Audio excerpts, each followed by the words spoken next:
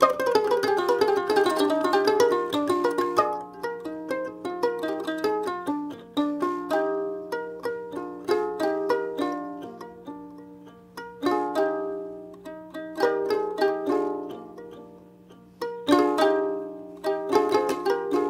name is Papa Kobina Busunchi Patrick Akwa Harrison.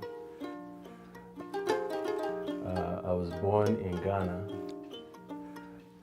I have a lot of drums here from congas, which are an adaptation of a pentoma, which is here. And you see the conga right behind it. There's also djembe drum, the guitars, the kora, kamelingoni, seprowa, which is my favorite instrument from Ghana, the old new instrument from Ghana, and from the Dagati or the Gomba people in the north of Ghana, this is called the Jil, which is also called balafon or bala, and timbila, depending which part of Africa you go to, and marimba. I have this one is from the north of Ghana that belongs to my father, and a lot of the music I write comes from what I discovered when I played this instrument.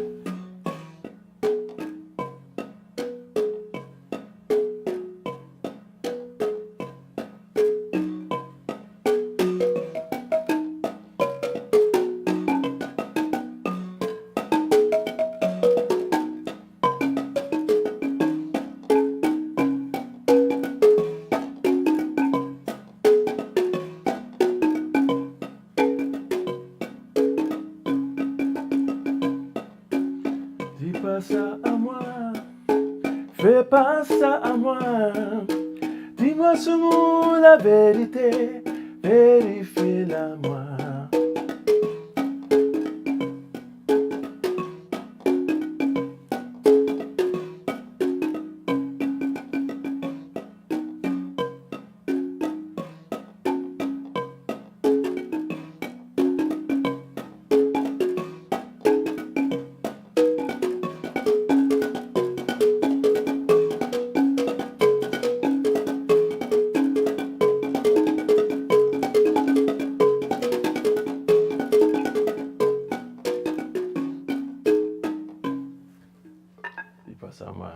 So I will take a song like that, which is just a lament I was playing one day, and for the orchestra, I'll transfer this to all the instruments in the band.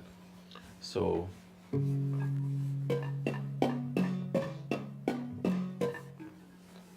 on the guitar that comes as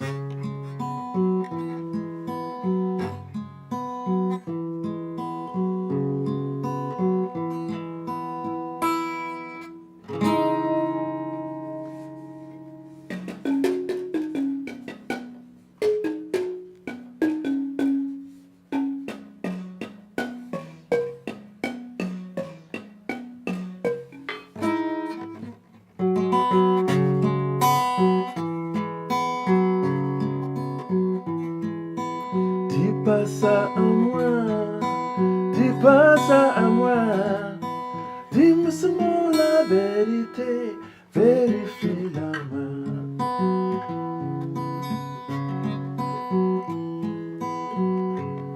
So that left hand becomes my guitar line, and then the bass player will play.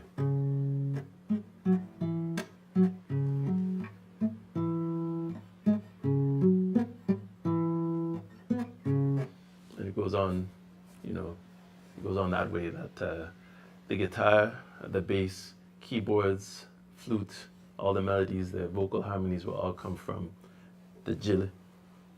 Transfer to guitar, bass, drum kit comes in, and it ends up being like a sort of like a hip hop beat. Boom, boom, boom, boom, boom, boom, boom, ding, boom, boom. So it just sounds like hip hop, R&B, I don't know, pop, jazz, whatever people want to call it, but it's actually coming from this traditional instrument. Afrobeat is a style of music, or maybe even a genre at this point, of music that was created by Fela Anikulapo Kuti from Nigeria, a very famous musician worldwide. He and his drummer basically came up with this style of African music that people sometimes compare to James Brown and so on. And that was the original Afrobeat. Now there's a new movement in African music that's contemporary music. African artists in different countries are borrowing rhythms from each other and instruments and styles. So we have a lot of things, a lot of commonalities, but inside of Afro beats, the music style, as opposed to Afrobeat that fella created, the music from South Africa is combining with music from Ghana, music from Congo, and the artists are going on what's the popular beat, what's the popular instrumentation, like computer sounds, and European sounds, and music like coupe de Calais, and all these various styles of African music are coming together. And because of the younger generation, there's not a tribalism, there's not so much nationalism, so they have a pride in their culture. They're willing to borrow things from each other rather than say, oh, let's try and do hip hop or let's do R&B and jazz.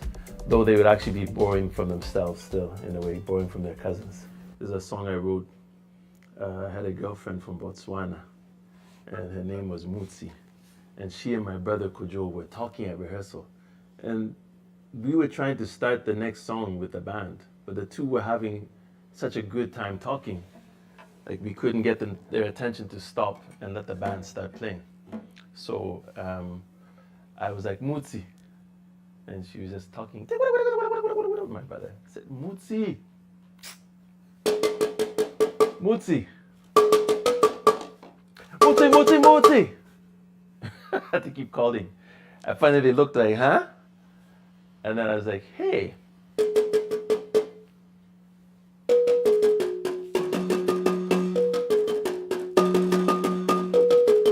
Mutsi, Mutsi, Mutsi. Mutsi, Mutsi, Mutsi.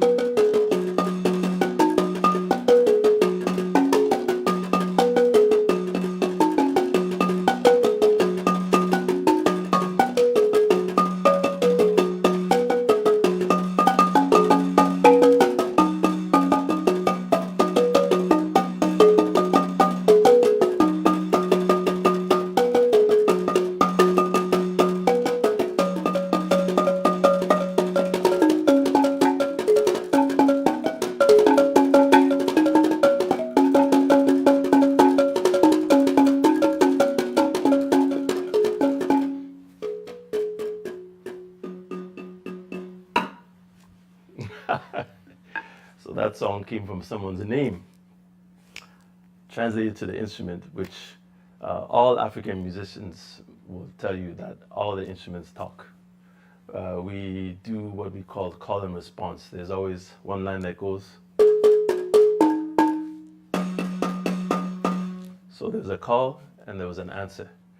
So in that song you hear it, and it's also speaking the name of the person, like Kobna. Kobna. That's Kobna. So my name will never go. Kobna is not my name. It's Kobna. Kobna, Kobna, Kobna. It's always that interval. So this is the way our language is. It's musical in the pitch relativity of each letter, and therefore the words gives the accent. So when we translate the pitch relativity of our language into the instruments they speak. So Jill can speak, guitar can speak. Of course, the talking drum speaks. They all imitate the way we do our language, or phrases, or the sounds of phrases, or certain melodies that have a meaning because the song has a meaning. Yeah, what's happening tonight is my group is performing at the Lula Lounge in Toronto. The group is called Jungle Booty Orchestra, but it's spelled B-O-U-T-I. It actually means Mbuti, brothers, in Siswati. So it's the Jungle Brothers, the brothers who are from the continent, who are now in the concrete jungles of North America, you know, pushing our way, making cracks in the concrete and bringing new edibles, vegetation and fruits like African music and dance and culture to North America. And we're not normal. We're not a regular band or orchestra. We play things. We do things. We don't even know what's going to happen exactly. So it's we know what we're going to be doing. We know what we want to do. But exactly the way it goes down, though we are an orchestra and we've orchestrated the parts in the music, it's not strictly orchestrated. So there's always room for improvisation, for someone in the audience really enjoying themselves that wants to get a little more of whatever it is we're doing, or inspires us on the spot to do something that we didn't really plan. We're always ready for that, and that's more in the true spirit of African musical performance, to be interactive with your audience. They're not there and you're here. We are all here for the music. We're all here for the party. So that's what we're going to give everybody today and every time.